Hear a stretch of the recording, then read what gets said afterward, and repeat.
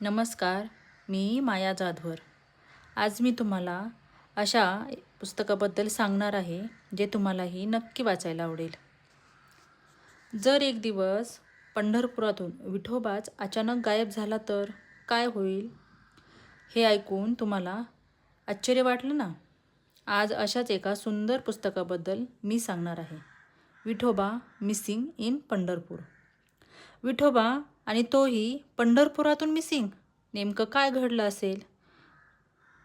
हे पुस्तक फक्त एक कथा नाही, श्रद्धा, भक्ती, माणुसकी आणि आत्मपरीक्षण यांचा वेगळा प्रवास आहे. विठोबा खरोखरच हरवतो का, की आपणच त्याला आपल्या मनातून हरवून बसलो? हे पुस्तक वाचताना जाणवतं की देव शोधण्यासाठी फक्त मंदिरात जाण्याची गरज नाही. प्रेम आणि सेवा या चांगल्या कर्मातून विठोबा भेटतो.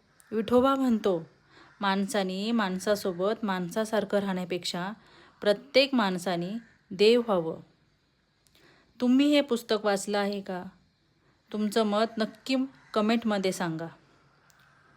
धन्यवाद. पुन्हा भेटूया एका नवीन पुस्तकासोबत. चॅनलला सबस्क्राईब करा, लाईक करा. थँक्यू.